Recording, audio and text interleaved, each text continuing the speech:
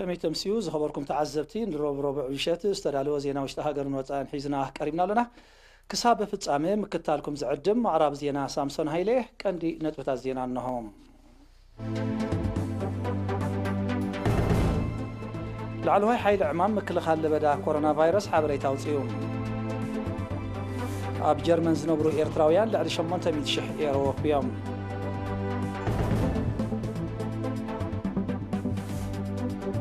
إيرتراويان وشتن وطان وقناتهم حدقت كفليت كراي جيروم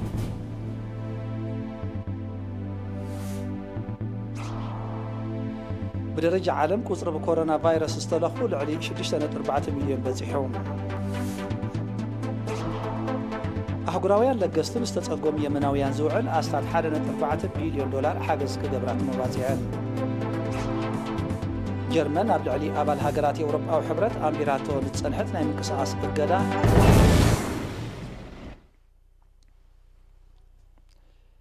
لعلوهي حيل عمام مكل خال اللي بدا كورونا فيروس لومي 3 سنة حبريتا أوتي اللوم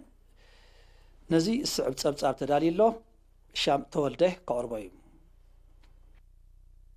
كم ذكر العلوهي حيل عمام مكل خال اللي بدا كورونا فيروس أبني 16 جنبوت مجلسيو كونتات زرقحة كورونا فيروس عمل هاجر بزت أمام من قدين مفلاتن كالسلاسل زقبو دقيقن سفيحن جمجام بمتكبار ملؤ سئل مركابن بجمراون وكالن كمسو سفيح مراتات ككايد كم التوسنة حابيرو نيروم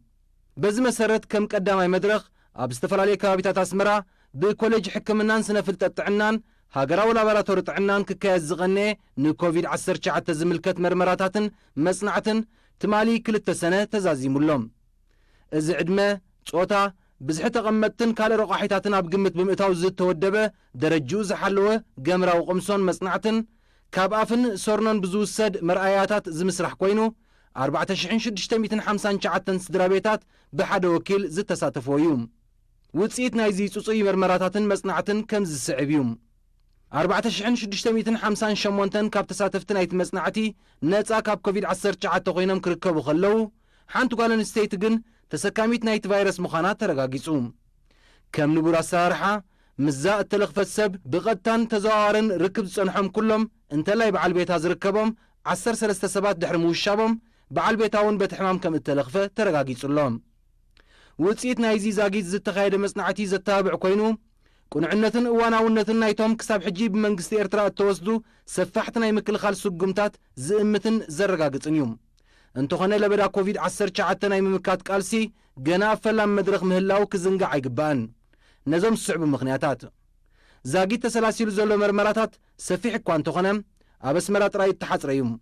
ازي ابز مص سمونات اب كاب دوبات زركبا كتماتاتن كالوتن اب التناوح واندما بالسفحه زرغحه كقصليوم تريو كورونا فيروس دحر مخساتو ناير مغعزيا خمز قارص كوانت تغبره ببحرن مريتن زصنح واحد من قسقاس سلازي قارصه ابز حلف اوارح ابز تفلالي كابيتات هاجر 81 موشبيتات تمسريتو كسابت مالي بدمر 5277 كوشب خلو كابوم 3477 تفانيوم 1793 جناب موشب نقطات يركبوم از واحد زي مس كل مقصار قصال خمس خون رديوم بدرجة عالم متن ملكفتي كورونا فيروس بالعل فتنة النعرقة بزخدر لزل اوان ابناي كابينا هاجرات ون اتقصري كابعلتنا بعلت النا زايد يمص كم زلو زفلتيوم بز مغنيات حجون تخنتات مزناي زيد ليو عتب تنقاقن تكورنتن زحتتيوم كسابت زدل جمجامن مميان زغبركا ابز حلفه كل التوارح تصنيعهم زصنحو ممرحيتات بدفاتا النافخسو كم زخدو كغبريوم اب موداتا لعلوي حيل عمام هزبي كساب حجي زرأيو العلم التحبار نمصاي مختون بعتب كقصلو ححالفهم زرأيو تحساتات بفلا يا بعداقاتات محبراو اقاطاميتاتن مالت حزن قبري مرعى ابيات امنت نمرام قدو كفصمن انا تمحصنم نخلهم نزي كبيد عمام نمعوات بملؤ توفاينت زسرحو زلو اكالات نزل برازن مكات زغبر زلو گنزباون عينتاون وفياتاتن نتتصقمو زغبر زلو حجزن مسغاناو يغلص عوتنا حفاش لعلوها حيل عمام مكل خال حمام كورونا فيروس 3 سنة كل عسران ኣብ ዝተፈላለዩ ከተማታት ጀርመን ዝነብሩ ኤርትራውያን መሰሰኒ ማዕከን መኸተ ኮቪድ-19 ዝውዕል ልዕሊ 807,000 ኤሮ ወፊዮም ኣዋሃዲት ኮሚቴ መኸተ ለበዳ ኮሮና ቫይረስ ኣብ ጀርመን ናብ ኤሪና ኣብ ዝለኣኸ ሓበሬታ ነበርቲ ከተማታት ባደን 5,825 ኔሮ፣ በርሊን 12,735 ኔሮ፣ ቢለፈልድ 7,540 ኔሮ፣ ዳርምሻት 8,490 ኔሮ፣ ዱስልዶርፍ 20,485 ኔሮ፣ ፍራንክፈርት 107,086 ኔሮ፣ ፍሬይቡርግ 3,000 ኔሮ፣ ፍሬድሪክሻርን 2,930 ኔሮ፣ ፉልዳ 6,350 ኔሮ፣ ጊሰን 13,384 ኔሮ፣ ጎቲንገን 50 ኔሮ፣ ሃምቡርግ 14,250 ኔሮ፣ ሃኖቨር 3,590 ኔሮ፣ ሃይደልበርግ 8,200 ኔሮ፣ ሂልብሮን 4,450 ኔሮ፣ ሄፐንሃይም ድማ 4,345 ኔሮ ከም ዝወፈዩ ሓቢራ ብተመሳሳሊ ተቐማጦ ካይዘር ስላውተርን 26,600 ኔሮ፣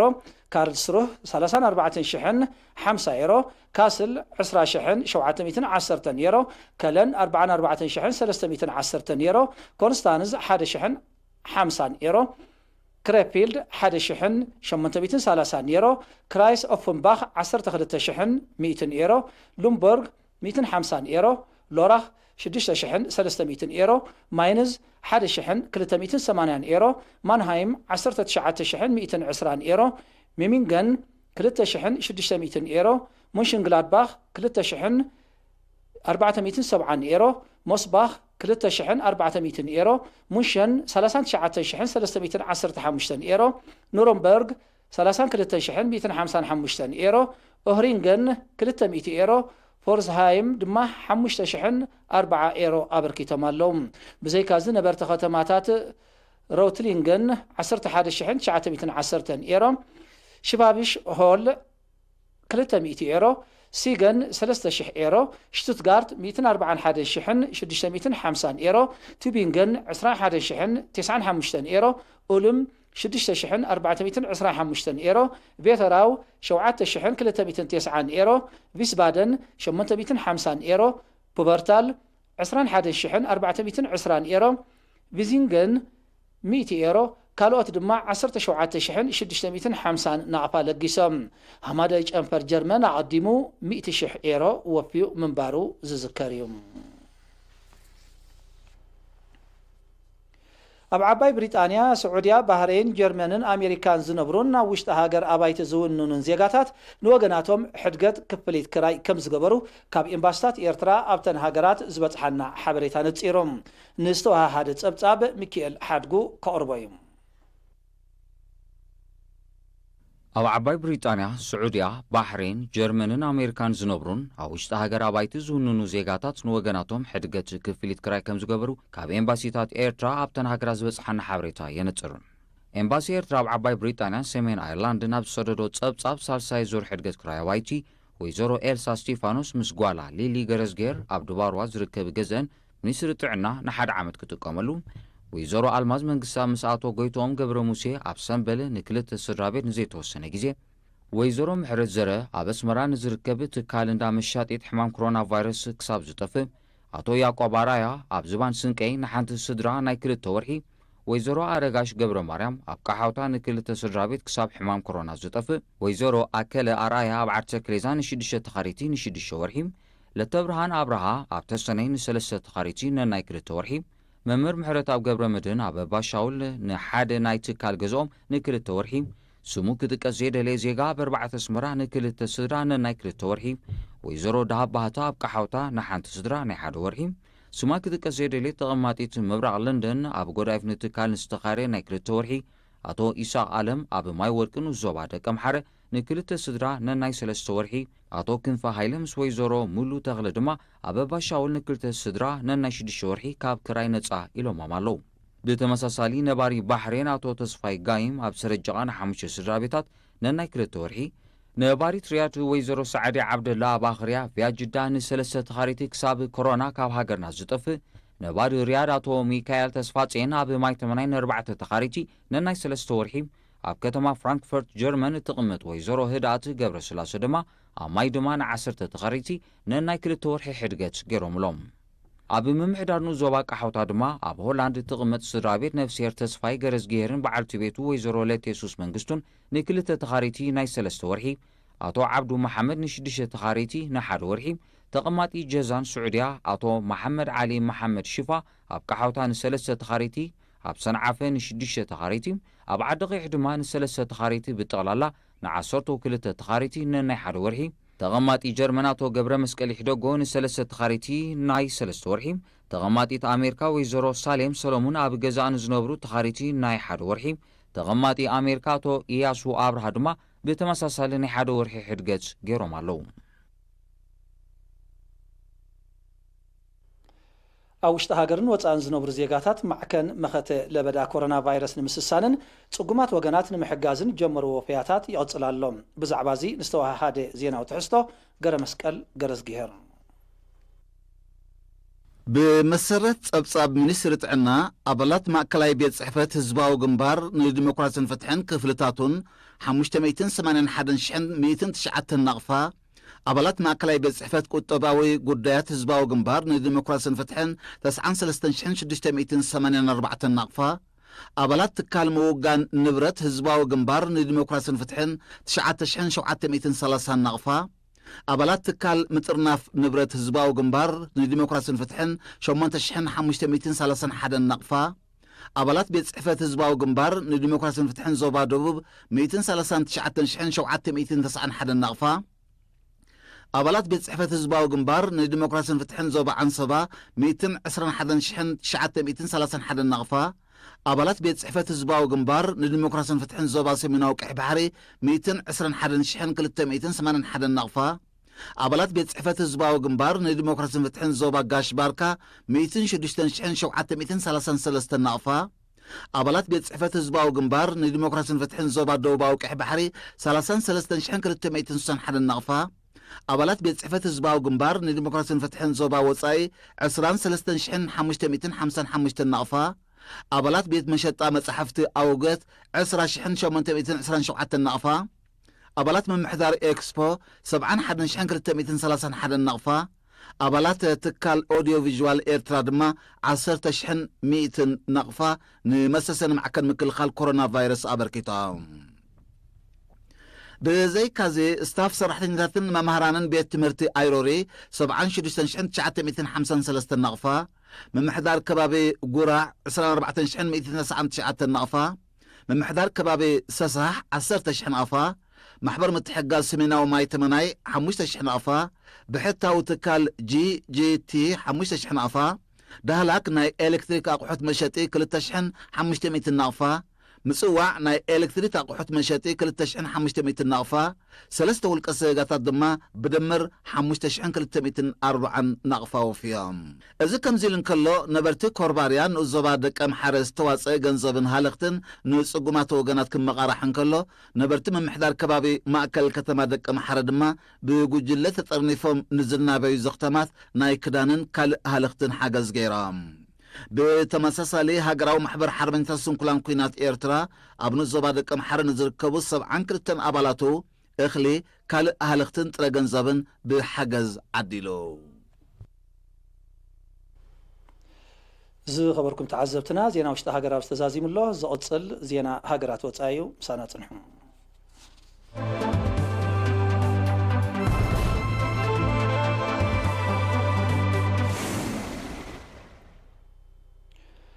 بدرجة عالم تعالى قصر بكورونا فيروس استلخبوا لعلي 6.4 مليون كم زبطحه لعلي 384 شح كاب دما كم زمتو صبصبات عنا نصيرام ابز حلف 24 ساعات لعلي 27 شح مركفتي ابستمزغبلا برازيل تعالى قصري زتلخبو ناب استاد 558 شح عاري يقولهم برازيل اتلبدا كاب قصر وصا بمخان بلعل نهار يقسقس كم زلو صبصبات يملكتهم انت خونا جن من محدار كتما ريو دي جانيرو زغمتاوي مبخاس اقداتات كوسد مخانو دحر مغلاصو بخلته سنه مبزحتو اتكالات كم تخفته حزبون اب غورناتات نور نطفتاتو ككايد كم جمرين مع كنات زينا زقالحام መንግስቲ ህንድ እውን ብክልተ ሰነ ኣብ ዘውፅኦ መግለፂ ጎኒ እቲ ኮሮና ቫይረስ ንምግታእ ዝግበር ዘሎ ፃዕርታት እገዳታት ናይ ምፍዋስ ስጉምቲ ከም ዝውሰድ ኣፍሊጡሎም ቀዳማይ ሚኒስተር ናሬንድራ ሞዲ ኣብ ዝሃበ መግለፂ ብሰንኪቲ እገዳታት ቁጠባ ሃገሩ ብከቢድ በዓሉታት ተጸልዩ ከም ዘሎ ብምጥቃስ ኣብ ከተማ ኒው ደልሂ ሓያሎ ንኣሽቱን ማእከላትን ትካላት ቅጥዕታት ማሕበራዊ ምርሕሓቅ ብዘኽብር ኣገባብ ክኽፈት ምዃኑ ኣነፂሮም ኣስታት 200,000 መልከፍቲ ተመዝጊቡላ ዘሎ ህንዲ ኣብ ዓለም በቲ ለበዳ ብከቢድ ካብ ዝተጸልዋ ሃገራት ሻውዒት እያ ዘላ ኣብ እስጳኛ ድማ ንሳልሳይ ተኸታታሊ መዓልቲ ብኮሮና ዝሰዓበ ሞት ዘይምምዝጋቡ ውፅኢት ናይቲ ተወሲዱ ዘሎ ጥዕናዊ ስጉምትታት ምዃኑ ክኢላታት ጥዕናታ ሃገር ኣነፂሮም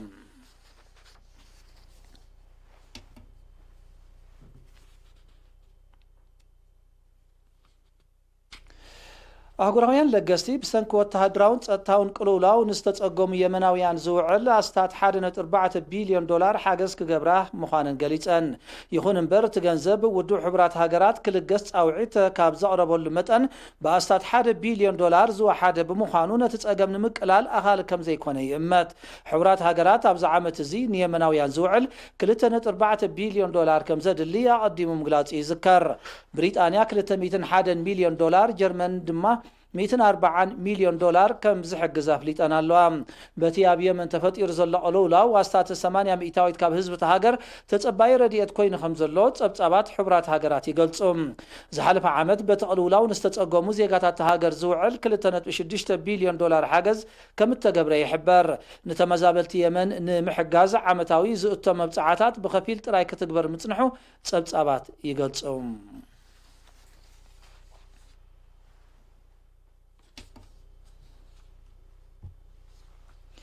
ጀርመን ብሰንኪ ለበዳ ኮሮና ቫይረስ ኣብ ልዕሊ ኣባል ሃገራት ኤውሮጳዊ ሕብረት ኣንቢራቶ ጸንሐት ናይ ምንቅስቓስ እገዳ ካብ መፋረቕ ናይ ዝወርሒ እዚ ክተልዕሎ ምዃኑ ሓቢራ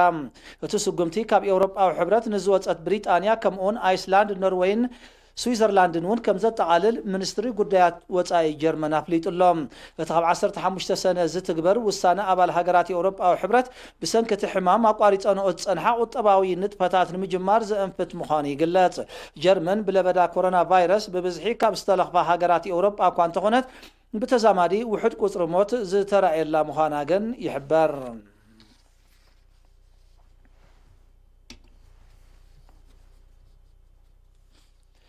ፕሬዚደንት ኣሜሪካ ዶናልድ ትራምፕ ብክልተ ሰነን ሻድሻይ መዓልቱ ኣብ ሰፊሕ ክፋልቲ ሃገር ዝቐጸለ ህዝባዊ ተቃውሞታትን ናዕብን ደው ምስ ዘይብል ኣባላት ሰራዊት ብምውፋር ብሓይሊ ደው ንምባሉ ስጉምቲ ክወስድ ከም ዝኽእል ኣጠንቂቖም እንተኾነ ግን እዚ ብፕሬዚደንት ትራምፕ ዝተዋህበ መግለጺ ነቲ ኣብዚ እዋን ናብ ልዕሊ 74 ዓበይቲ ከተማታት ኣስፋሕፊሑ ዘሎ ህዝባዊ ተቃውሞታትን ናዕብን መሊሱ ከየጓሃህሮ ዘስግእ ምዃኑ ምስቲ ሃገር ቅርበት ዘለዎም ተንተንቲ ስጋኣቶም ይገልጾም እቲ ኣብ ዝሓለፈ መዓልታት ዝተረኣየ ጎነፅ ዝተሓወሰ ህዝባዊ ተቃውሞ ሎሚ 3 ሰነ ሃዲኡ ከም ዝወዓለ ማዕከናት ዜና ቃሊሐን ኣለዋ ዝሓለፈ 25 ጉንቦት ኣብ ከተማ ሚኒያፖሊስ ጻዕዱ ኣባላት ፖሊስ ኣብ ልዕሊ ሓደ ጸሊም ዜጋ ዝወሰድዎ ጎነፃዊ ስጉምቲ ብ27 ጉንቦት ብመርበባት ሓበሬታን ማዕከናት ዜናን ድሕሪ ምቅልሑ ዝተለዓዓለ ህዝባዊ ተቃውሞታት ኣብ ሓፂር እዋን ናብ ናዕቢ ከም ዝዓረገ ይፍለጥ ሓይልታት ጸጥታ ነቶም ሰልፈኛታት ምብታን ዘንብዕ ጋዝን ናይ ፕላስቲክ ጥያይትን ከም እተጠቕሙ ክግለጽ እንከሎ ሰልፈኛታት ድማ መካይን ህንጻታትን ከም ዘቃጸሉ ሓያሎ ትካላት ከም ዝራሰዩን ከም ዘዕነውን ድማ ተሓቢሮም እቲ ህዝባዊ ተቃውሞታት ምስ ዘሎ ልዑል መጠን ለበዳ ኮሮና ቫይረስ ተደሚሩ ኣብ ልዕሊ መንግስቲ ኣሜሪካ ከቢድ ወጥሪ ፈጢሩ ከም ዘሎ ይገልጹ ተመሳሳሊ ሰላማዊ ሰልፍታት ብክልተ ሰነ ኣብ ዓበይቲ ከተማታት ኤውሮጳ ኣውስትሬልያ ኒውዚላንድን ከም እተኻየደ ድማ ተሓቢሮም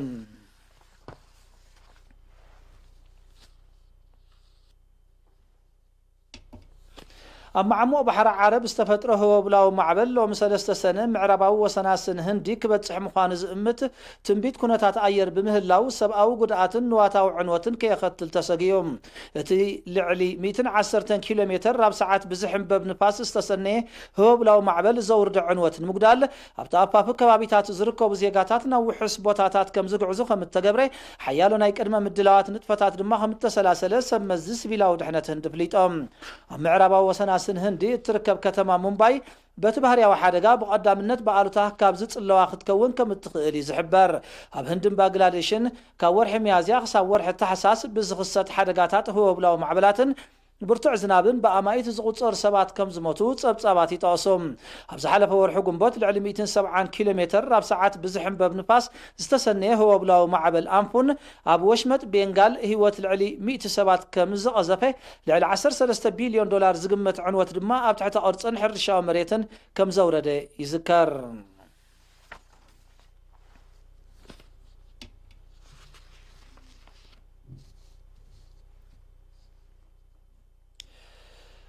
ናይ መወዳእታ ዜና ብክልተ ሰነ ኣብ ሰሜናዊ ክፋል ሩስያ ብዝወቕዐ በረድ ዝተሓወሶ ብርቱዕ ዝናብ ከቢድ ንዋታዊ ዕንወት ከም ዘውረደ ንሰብ መዚ ሲቪላዊ ድሕነት ሃገር ብምጥቃስ ማዕከናት ዜና ቃሊሐን በቱ ተፈጥሮኣዊ ሓደጋ ኣብ ህይወት ሰብ ዝወረደ ጉድኣት እኳ እንተዘየለ ንወደብ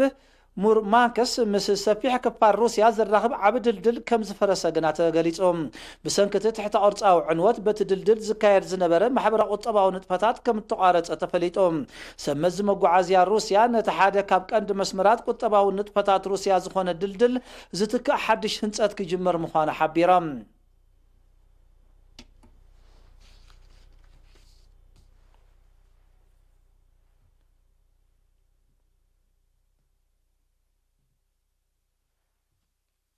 زه خبركم تعذبتين لو مش استرالو زينا أبزي في التسم برومشت